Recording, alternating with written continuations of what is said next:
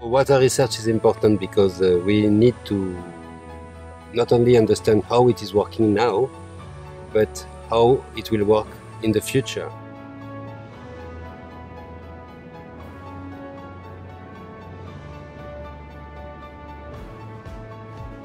The Indo-French Cell for Water Sciences formed several years ago. It's nearly about close to 15 years now. A fantastic opportunity provided for us to work on interdisciplinary topics. Agriculture, industry, water quality related to chemistry, for example, mathematical models, modeling efforts. So this synergy provided us to bring in the water science as a natural science entity. My name is Mohan Kumar. I am a professor of water resources engineering. One of the things which we can understand is the behavior of the groundwater itself per se, in terms of both the hydrology aspects as well as the quality aspects, and more so also these things leading into the overall water resources in that region. That is one of the takeaway.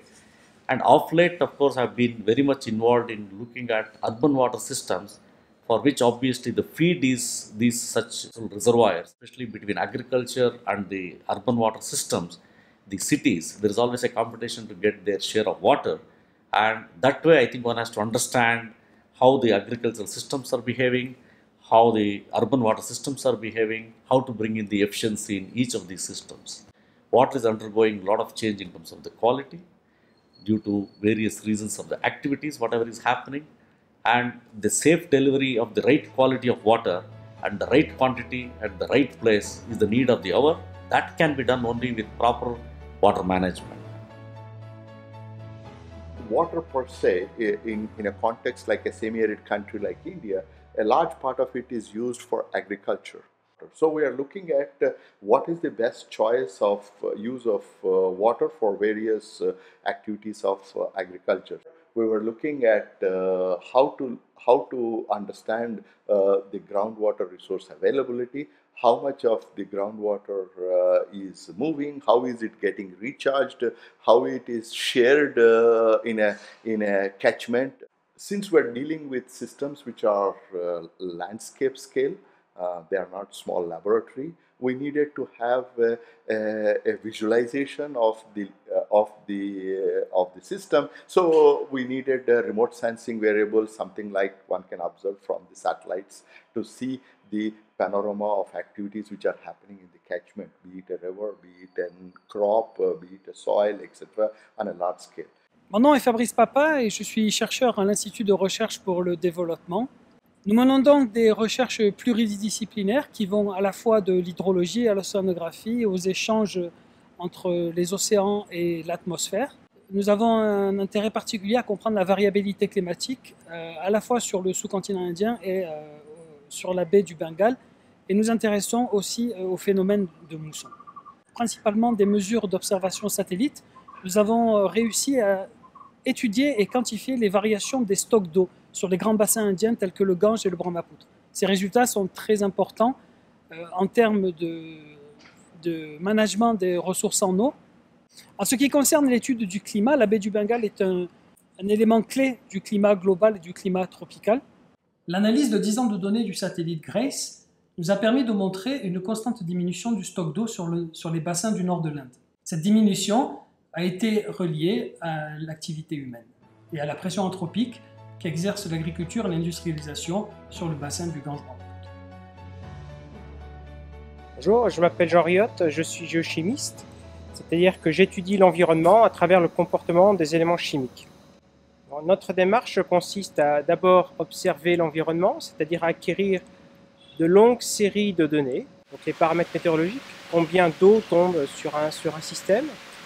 Ensuite, mesurer les flux d'eau si possible, donc dans les rivières, dans les nappes, les flux de pluie, et également là-dessus apporter toutes les informations sur la composition chimique de l'eau pour faire dans un premier temps des bilans chimiques, c'est-à-dire combien rentre, combien sort d'un système. Et dans un deuxième temps, grâce à ces longues séries temporelles, nous allons essayer de savoir, de comprendre qu'est-ce qui se passe à l'intérieur du système, notamment quelles sont donc les variations de stock d'éléments, de stock d'eau dans ce système, et comment les différents processus interagissent entre eux. Si c'est une forêt, évidemment, la végétation va considérablement impacter le cycle de l'eau, le cycle des éléments chimiques. Donc nous allons également regarder comment la forêt pompe des éléments, pompe de l'eau à travers le sol et ensuite les redistribue dans l'environnement.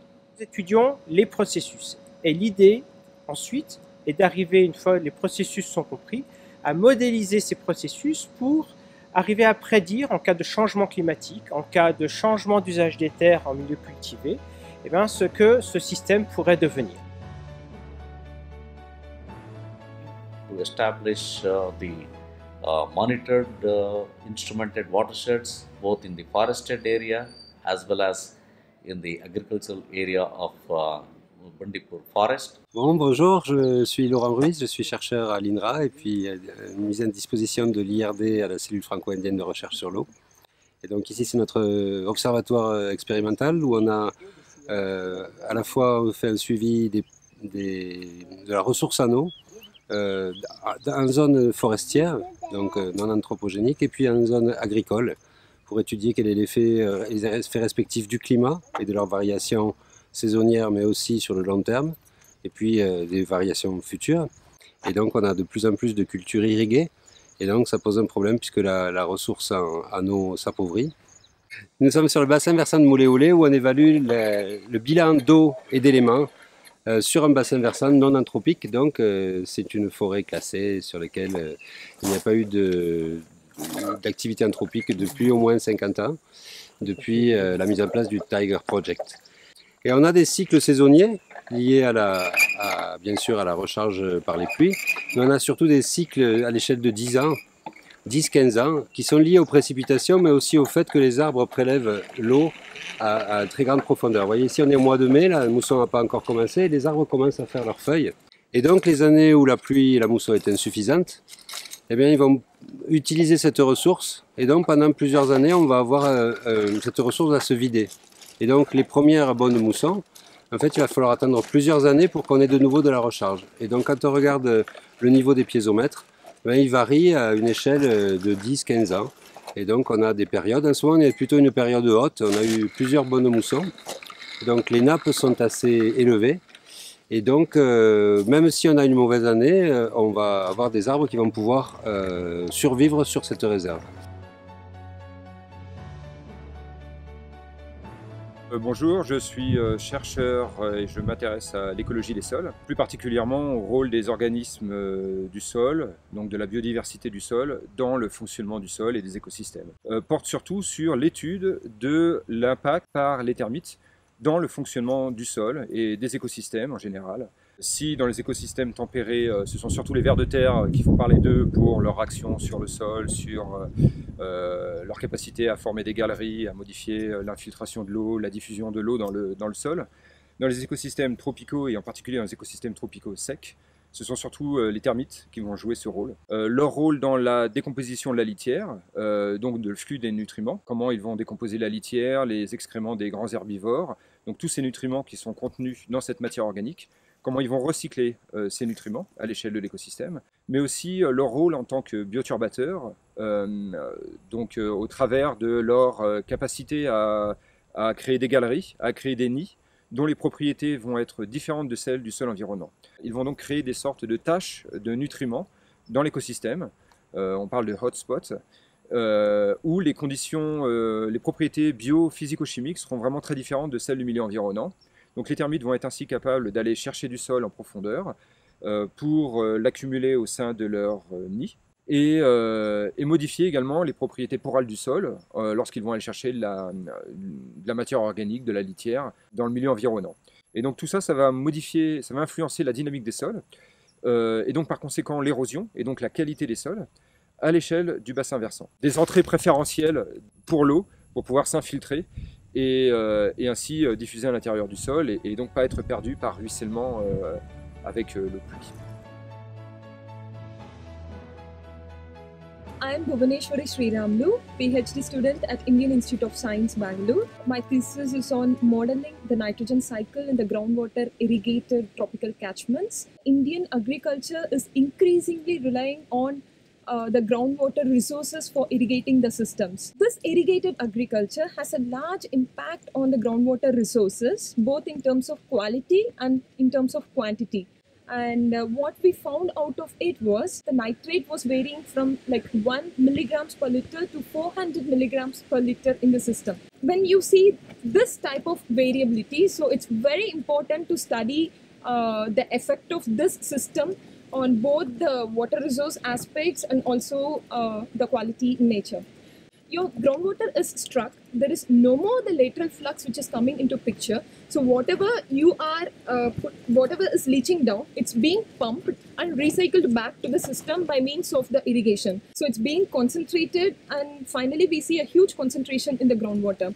The objective is to minimize the fertilizer inputs and also to optimize the irrigation, because both are at the critical stage now. So there is a need to answer this, and so that to have a sustainable system in future. The major impact is the humans in the catchments. To understand the humanness and to incorporate the human behaviors into mechanistic models, and to understand how to manage the future water to the humans, we need to have many ways of looking at human behavior. To do this, we have a truly interdisciplinary group of people. Our models now are water talks to the crop, crop talks to the human talks to the economics, and driven by the economics. The livelihood of farmers has been the major objective, and going forward, conditions of reducing water availability and possibly natural threats of droughts and things like that, and climate change impact. How should we manage prudently the water? J'ai 5 mois de terrain et 1 mois après en France. Donc pendant ces 5 mois de terrain, je vais interviewer les agriculteurs, donc tous les types d'agriculteurs, que ce soit les sans terre jusqu'aux gros propriétaires. Et donc pour tout d'abord à propos de l'histoire de leur ferme, mais aussi de leur zone, de leur région, du Talouk, de leur village, et aussi à propos de leurs pratiques agricoles et le changement de leurs pratiques avec l'accès à l'irrigation et les difficultés en eau qu'ils ont actuellement. Et donc l'objectif, c'est de faire une modélisation intégrée à la fois des facteurs physiques, donc aquifères, sol, mais climatiques, et aussi modélisation des pratiques agricoles, en couplant des modèles de culture, mais aussi un modèle de décision par les agriculteurs. Donc cet ensemble permettra à la fois de comprendre les évolutions passées, mais aussi nous espérons pouvoir prédire, évaluer si les pratiques actuelles sont durables et dans quelle mesure on peut appuyer les décisions publiques pour essayer de mettre en œuvre des systèmes plus durables. Basée au sein du fleuron de la recherche scientifique indienne, the Indian Institute of Science, la cellule franco-indienne de recherche en sciences de l'eau a permis de multiples échanges scientifiques et d'étudiants extrêmement productifs et fructueux entre la France et l'Inde. D'après moi, cette cellule mixte est l'une des collaborations les plus abouties et durables entre nos deux pays. Cela est grâce à la confiance mutuelle établie par la présence permanente de chercheurs français en Inde, sur place, ce qui permet la mise en œuvre de projets sur le long terme.